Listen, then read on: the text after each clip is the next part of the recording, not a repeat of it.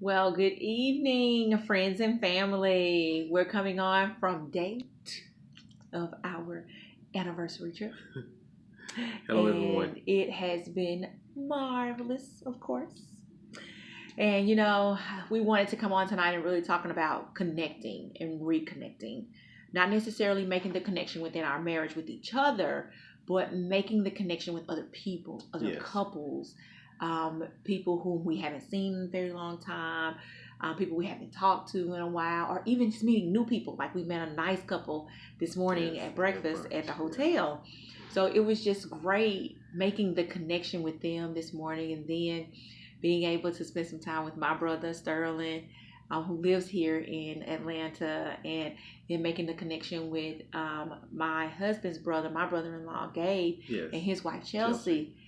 I mean, just amazing, the conversations, the information that we learned about them, and how some of the things that we said impacted them, as well as what some of the things they said impacted us.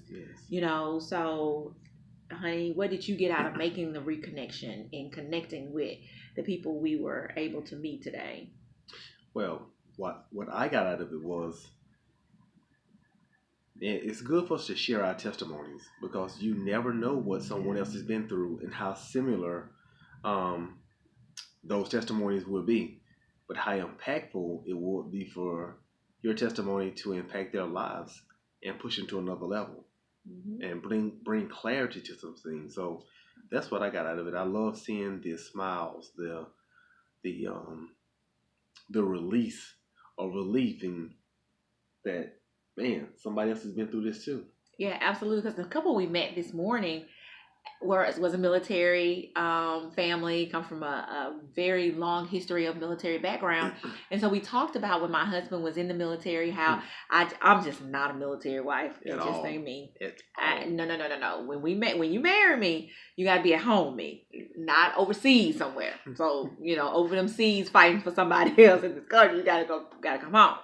So it was difficult for me to accept that, we're having more kids for one, then you have to be away for 6 months a year. Yes.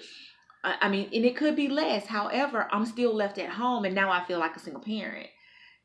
So, I mean, it kind of hit home with me. And so to learn that, this family was a military family, they had been through similar situations that we've been through, and they understood our pain. And then my husband could very well relate because he was in the military, and he comes from a long line of men who have been in the military and had to leave their wives. So we definitely made that connection today, and just being able to see my brother and see his brother and talk to the wives, and make those and reconnect to those people Yes. who were just long lost in our lives made such a huge Huge impact. impact on us and on our marriage. So when we were having conversation today, we talked about something that really really hit home with me, and that was just saying yes, saying yes to God in everything that we do. So there's this song by Brian Courtney Wilson that is like the theme song for our marriage, and it's called "I'll Just Say Yes." Mm-hmm. And the reason I love it is because of the familiar phrase that he says in it. It says, um, he says, "There is peace when I say yes." He says, "I might not see it now, but you save the best for all who trust and obey." He says, "There is an answer, and there will be no more delay." Hmm. See, I never thought about that when I said yes to my husband, when he asked me to marry him. And then I said yes to him at the altar in front of God and in front of those who were there to witness that I was saying yes to whatever it was God was going to do in our marriage. That was the storms that we would endure, the pain, the heartache, the newness, the new kids, just saying yes to whatever it was. He says, "There is peace when I say yes." He says, "I may not see it now. 10 years later, Hmm. I can see the peace. I didn't see it then, but I definitely see it now. Yes. I see everything that that we've been through, but God has been in the midst of it. I've seen God's grace. I've seen God's mercy. I've seen those things that have pushed us so much closer to one another, that has brought us to October the 11th, 2018, where we celebrated 10 years of 10 love. years. 10 years. 10 He says, years. when I say yes, he says, there's peace when I say yes. He says, I might not see it now. He says, but you save the best. The best. I'm living the best with this man right now. When I said yes, I didn't see it then. I didn't know what was to come, but I still said yes. And I thank God that I trusted and I obeyed what God was doing in my life to get me to this point, to where I finally see the peace. I finally see the wholeness that this marriage has brought into my life. Because I was broken, and I brought a lot of that brokenness into our marriage. But it was through my determination when we went through the toughest time in our marriage, not just emotionally, not just physically, but financially and spiritually. We went through a very tough time in our marriage, that my husband chose to stick through it and continue to say yes, not knowing what was going to come of that.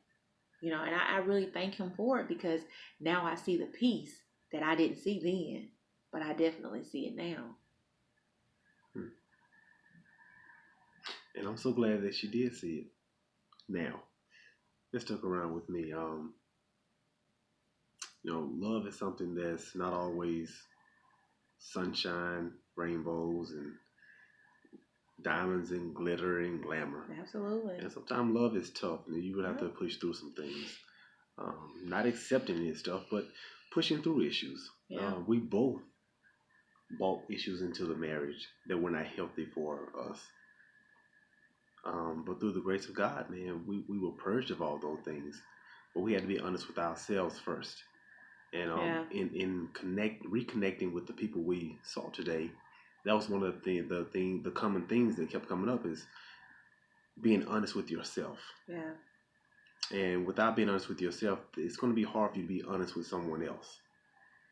And so with being honest with yourself and being able to give everything to God, and not hold on to it just because you're comfortable with it, but get out of your comfort zone and allow God to push you into a whole other hemisphere or atmosphere that you never knew you were going to be at. Absolutely. Because you're in your comfort zone.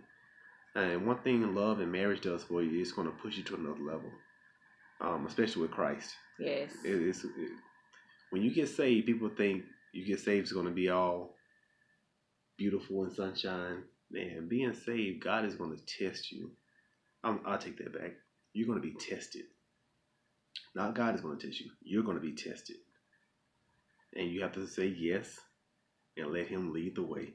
Yeah, absolutely. You're not going to see it right then, but I guarantee you stay the course and walk in your purpose. Mm-hmm. Yeah. Everything's going to be beautiful at the end.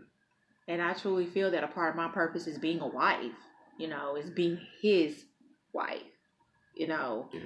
I mean, I could be a wife. I could be somebody else's wife. I just don't think I'd be a purpose if I was somebody else's wife. Yeah, I just don't think I'd be a purpose if I was somebody else's wife. But being his wife, I am definitely in purpose. And I live out that purpose daily with the people that I meet, with my coworkers, my team members, the management team where I work. I live out that purpose every single day, being his wife. But it's because I'm his wife that I get to live out that purpose every day. And I thank God for that. Because without God, there is no way, absolutely no way I would be here. And that's just the truth about it. It really is. I've come far. Look, this is day 2 of our 10-year anniversary. Yeah. And the thing that we want to push today is reconnect. Reconnect with people that you haven't spoke to in a while. whether it be family members or friends, whether Mhm. you, whatever the reason was that you disconnected, Yeah. reconnect. Yeah. You never know what purpose it's going to serve and what your words are going to do for them. Reconnect with family. And you know, at the end of the day, nobody knows the time or the day we're going to leave here. And one thing you don't want to do is be the person, whether you be the one leave here or be the close person to someone who has been called home and have regrets about what you did not say, what you held on to, Yeah. what you wish you would have said. Man, reconnect with these people and find new connections with people that you're going to be a blessing to, or they may be a blessing to you. So that is our day 2 spiel. We will come back to you on day 3. Yes. And be a little bit more rested because we really did a lot of running around today. Oh gosh, having a lot of fun, but it was all worth it. It was definitely worth it. Definitely. Yeah. So I'm looking forward to the next few days. So we will be coming to you every night for the next 7 days. And, you know, just talking about what this 10-year, because this is huge for us. It's 10 years. I mean, it may not seem huge to other people because they've seen 40-year and 20 and 50-year, you know, marriages, but this is huge because the enemy already had it out for us. We weren't supposed to make it 2 years. We weren't supposed to make it 4 years. We're 10 years in the game. 10. And we're still growing. Yes. We're definitely still growing. We don't have all the answers. We don't. But we've been through enough to know that, man, you stay the course. You both agree and know what it is you're searching for and what that purpose is within that marriage. Man. And you're going to have to be honest with yourself. Yeah. Your purpose may not be God's purpose for your marriage. Yeah. So be willing to shift. Yeah, and be willing to look at that man in the mirror and say, okay, God, what is it I need to change? What is it I need to do? You know, because I had to do that. I had to take an entire year to focus on me, not my children, not my husband. I had to focus on me and take a look at myself for a straight 365 days. And every day ask God, purge me, take it out of me if it's not of you. And when I began to change, everything and everyone around me began to change. But it wasn't until I began to change. I couldn't try to change him. I couldn't try to change my kids or anybody else around me. I had to change me first. I had to take a look at the man in the mirror and say, look, girl, you broken. You got some stuff you need to deal with self. You need to get it together. And me and God just had that conversation. And I was like, okay, do what you got to do. It's going to hurt, you know, but I had to do it. And I still got this man right here. So, yeah. So, yeah, you got to. And so we just encourage, you know, marriages on tonight. If it means for you to connect or reconnect with your husband, do that first.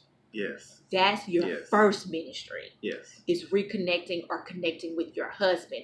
If you all aren't on the same page and you know that there's a disconnect and there's discord there, you mean that first. Yes. That's your first ministry. That's what you mean. And then you go outside and start reconnecting with those people that you need to reconnect with and be a part of their process. So, definitely. But day 2, down. Day 3 to come. Another thing on connecting, on our way out, make sure you disconnect from people that shouldn't be there also. Yeah, definitely. So sometimes you can be disconnected from people that you should be connected with, but it's because you haven't disconnected with the wrong people. Yeah. So that's good, baby. That's good. It's not a tough decision. When you want to go somewhere and you truly want some things to work, it's no problem disconnecting from people because it's for growth. Mm-hmm. So look, Team Loper, we're out. Blended and winning. Day 2. Peace. Yeah. See you tomorrow, okay? Love you, Facebook. And other social media that may see this.